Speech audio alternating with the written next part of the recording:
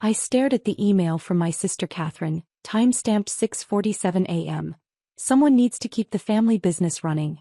Since you're the youngest, it makes sense for you to handle the office during Mom's funeral. We'll live stream it so you can watch between clients. My brother David had chimed in moments later. Agreed. Besides, you were always Mom's responsible one. She'd want the business taken care of. The family business, Williams and Associates Financial Planning, started by our mother 30 years ago, built into a multi-million-dollar firm through her brilliance and dedication. The same business she'd officially left to all three of us equally in her will, though I'd been the only one actually working here for the past 5 years. I glanced at Mom's portrait on my desk, taken at her 60th birthday last year. Before the cancer moved too fast for anyone to process. Before my siblings suddenly remembered they were part owners of a thriving business. Jackie, Mr. Reynolds is here for his 9 a.m., our receptionist Linda announced, giving me a sympathetic look. She'd offered to cover the office today, but Catherine and David had insisted it had to be family. I smoothed my black dress, the one I'd planned to wear to the funeral, and forced a professional smile. Send him in. Mr. Reynolds, a loyal client for 20 years, entered with his usual warmth. Jackie, I was so sorry to hear about Eleanor. She was an incredible woman. Thank you, I managed, gesturing to the chair across from my desk. Shall we review your portfolio? He didn't sit. Instead he frowned, looking around the office. But, isn't the funeral today? Yes, at First Presbyterian. My siblings are handling it. And you're here because? Someone needs to manage the office. I repeated the company line, the words tasting bitter. Mr. Reynolds' frown deepened. Your mother mentored me when I started my own business. She taught me that family comes first. Always. Yes, well. I pulled up his file on my computer, trying to stay professional. About your portfolio dash. Jackie, he interrupted gently. Why are you really here? The question hit harder than expected. Why was I here? Because Catherine and David had mastered the art of making demands sound reasonable? Because I'd spent my whole life being the responsible one, picking up their slack? My phone buzzed, another email from Catherine. Make sure you process the Mitchell transfer today. Their millions are more important than one afternoon. Mr. Reynolds must have seen something in my expression. Show me the email. I hesitated, then turned my screen toward him. He read quickly, his face darkening. Your siblings, he said slowly. They're at the funeral? Yes. Giving eulogies? Catherine's doing the main one. David's handling the financial tribute presentation. While you're here processing paperwork. He pulled out his phone. What time is the funeral? 11. But really, we should discuss your dash. No, he cut me off, typing something. We shouldn't. Because you're not going to be here. Mr. Reynolds dash. Do you know why I chose Williams and Associates 20 years ago? He looked up from his phone. Because your mother took a week off to care for her father during his last days. She said any firm that wouldn't understand family priorities wasn't a firm worth having. My throat tightened. That sounds like Mom. Yet here you are, missing her funeral because your siblings decided business matters more than family. His phone buzzed. He checked it and smiled grimly. Tell me, Jackie, who handles the Mitchell account? I do. Since Mom got sick, I've managed all our major clients. Interesting. He stood up. As I just texted Charles Mitchell. We play golf together. He's at the funeral right now, wondering why his financial advisor is stuck at the office instead of saying goodbye to her mother. My heart stopped. What? I think, he said carefully, things are about to get very interesting at Williams and Associates. At 10:45 a.m. my office door burst open. Charles Mitchell, billionaire real estate developer and our firm's biggest client, stood there in his funeral suit, radiating controlled fury. Get your coat, he commanded. We're going to the funeral. Mr. Mitchell, I appreciate the concern, but dash. No buts. He crossed his arms. I just spent 20 minutes listening to your sister Catherine give a touching speech about family values and your brother David present a slideshow about your mother's dedication to her children. Meanwhile, the daughter who actually worked alongside Eleanor for the past 5 years is here, processing paperwork. Linda appeared in the doorway holding my purse and coat. Your car's being brought around, Mr. Mitchell. He nodded approvingly. Smart woman, Linda. Unlike some people I could name. My phone rang, Catherine. I answered on speaker, letting Mr. Mitchell hear. Jackie, the Mitchells' quarterly reports are right here with me, Charles Mitchell interrupted loudly. Along with some interesting questions about your management decisions. Silence. Then in a completely different tone, Charles. I didn't realize you were there. We're just ensuring our clients Save it, he cut her off. I'm taking your sister to say goodbye to her mother. Then you and I are going to have a very detailed conversation about ethics, family values, and the future of my investments. I could practically hear Catherine's face pale. The Mitchell account was worth millions in annual fees alone. Of course, she stammered. Jackie, please join us. We were just trying to process the Mitchell transfer? Mr. Mitchell quoted from the email he'd clearly seen. Yes, I'm particularly interested in discussing that. Especially since I haven't authorized any transfers. Another voice cut in, David, presumably grabbing Catherine's phone. Now Charles, this is a family matter Exactly, Mr. Mitchell agreed. And I'm ensuring the family member who actually honors Eleanor's legacy gets to attend her funeral. The rest we'll discuss after. He ended the call and turned to me. Cars waiting. As we rode to the church, Mr. Mitchell revealed more. Your mother talked about you constantly this past year. How you stepped up when she got sick, how you managed everything while still making time to take her to treatments. I stared out the window, remembering those long days. Working early mornings so I could drive Mom to chemo. Handling client calls from hospital waiting rooms. Returning to the office after visiting hours to finish paperwork. She also mentioned, he continued carefully, that she'd made some recent changes to her will and the company structure.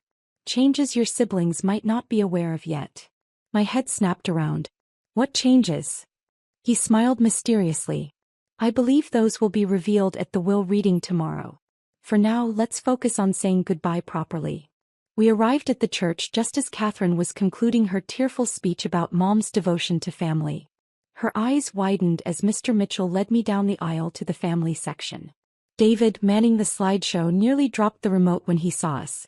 The current slide showed Mom at her desk, arm around my shoulders as I learned the business.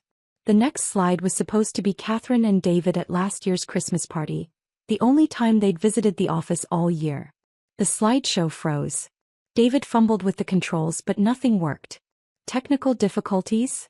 Mr. Mitchell asked innocently, pocketing something that looked suspiciously like a small signal jammer. I sat between my siblings, ignoring their attempts to whisper explanations and excuses. Instead, I focused on Mom's casket, on the flowers I'd helped her pick out months ago when she was planning ahead. Your mother would be proud, Mr. Mitchell murmured, taking his seat behind us. Of one of you at least. Catherine's face reddened. David suddenly found his shoes fascinating. As the minister began the final prayers, I felt a strange sense of peace. Mom had taught us that actions reveal character. Today, everyone's actions had spoken volumes. My phone buzzed one last time, a calendar reminder for tomorrow's will reading. Mr. Mitchell's words echoed in my mind. Changes your siblings might not be aware of yet. I smiled slightly, remembering Mom's last coherent day.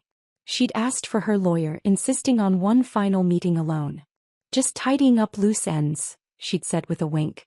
Looking at my siblings' worried faces, I realized Mom's final lesson was still unfolding.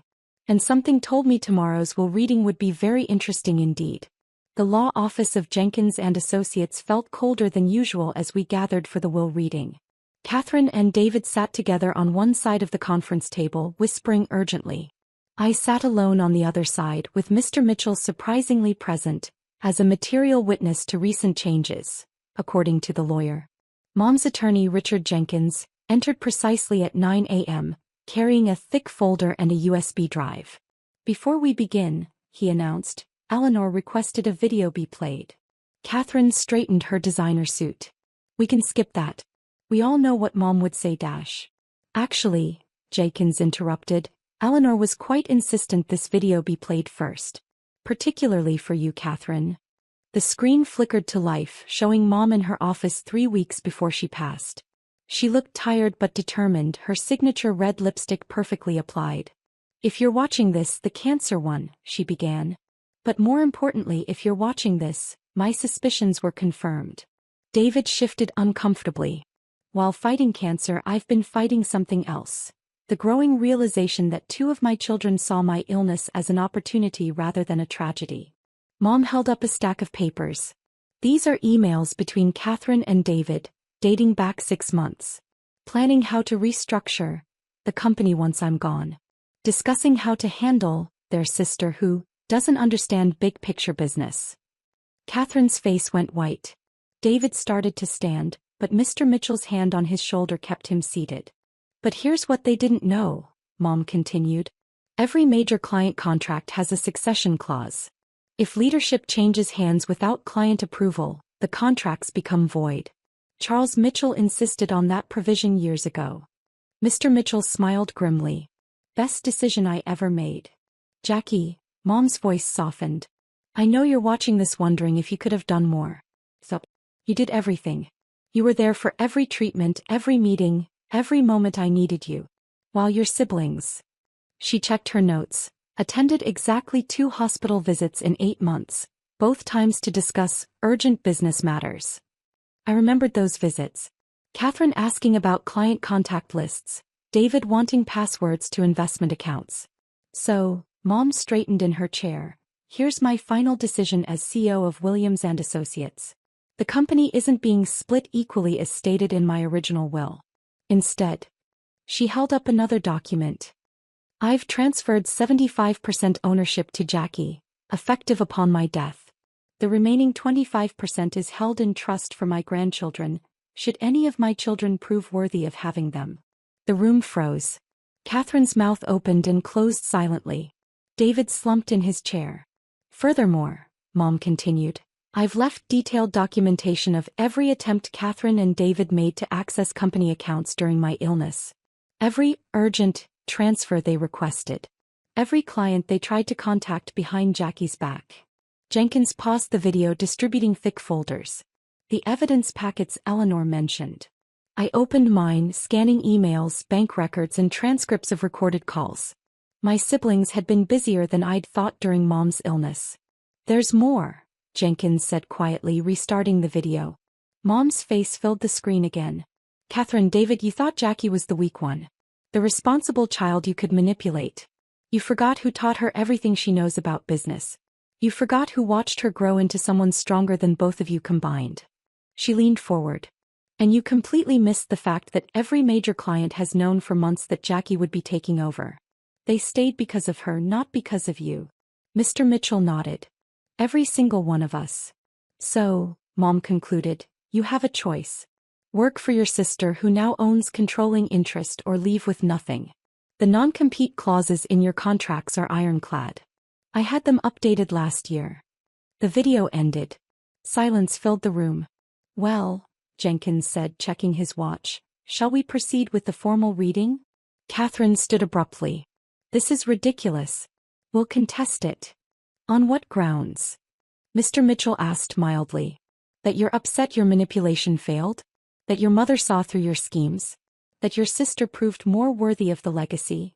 David grabbed his sister's arm. Kathy, stop. We need to think. Oh, now you want to think? I finally spoke. Not when you made me miss Mom's funeral.